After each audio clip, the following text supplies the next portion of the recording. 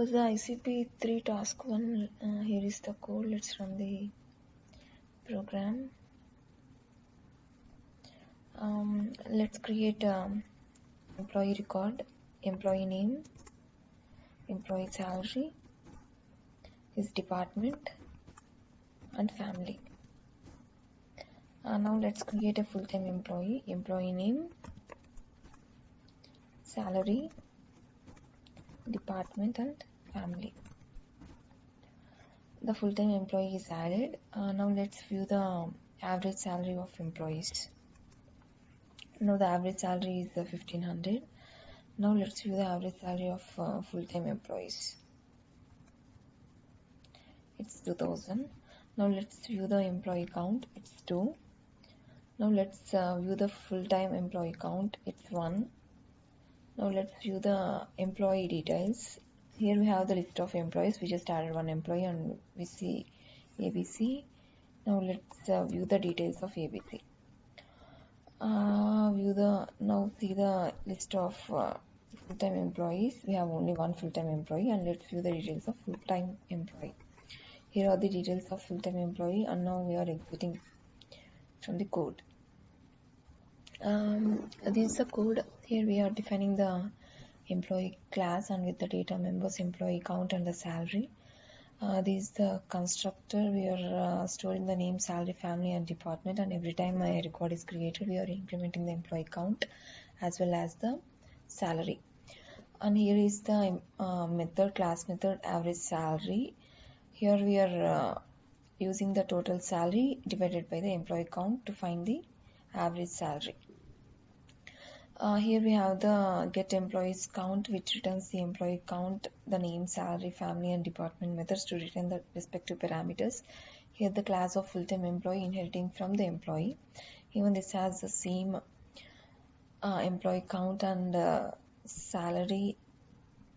And here we have the constructor, the class method, average salary to calculate the salary, and the get employee count. Here we have the list of options displayed when we run the code. Here we are defining the employee dictionary and FLE employee to store the records of employee and full-time employees. When we select the option 1, we are here the list of options. When we select a particular choice, we are calling the choices, and for the particular number, we are calling the respective functions. Here the add employee creates a record of the employee, that is, it asks for the name and other details, and then calling the constructor. And here we're initializing the class method employee, and then adding the dictionary, and then calling the dictionary to add the employee record.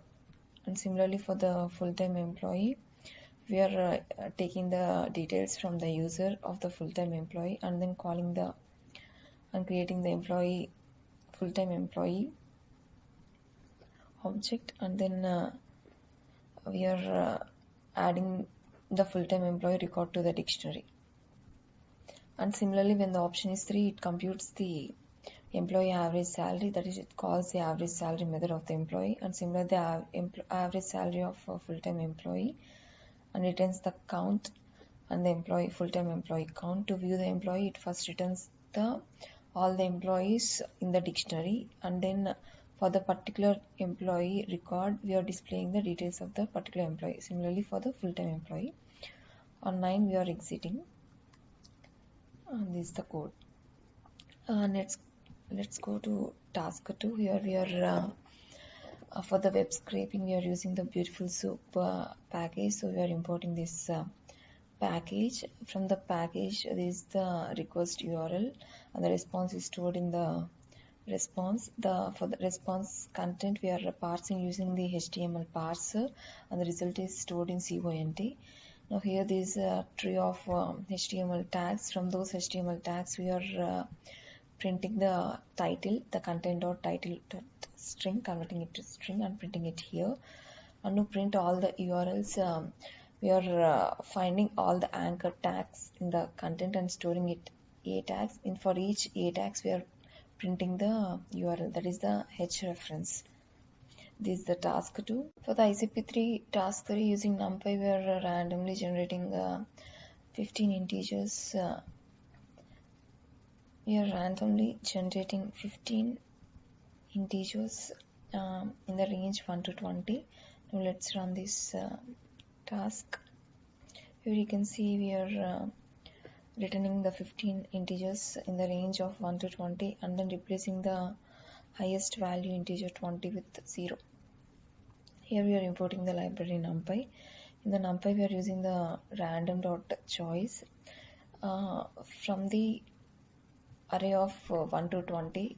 1 to 20 we are getting using the range method. In the 1 to 20 we are randomly selecting 15 integers with no replacement and we are printing that particular array. From the array we are storing the maximum value in the max and using NumPy where if the array element is equals to the maximum value we are returning 0, else we are returning the array.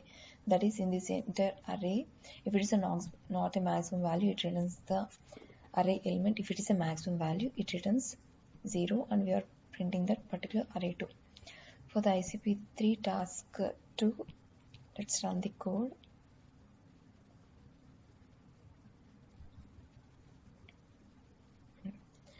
Here you can see the output of this particular task. This shows all the URLs in the particular web page. That is the response of this particular web page. This is all about this ICP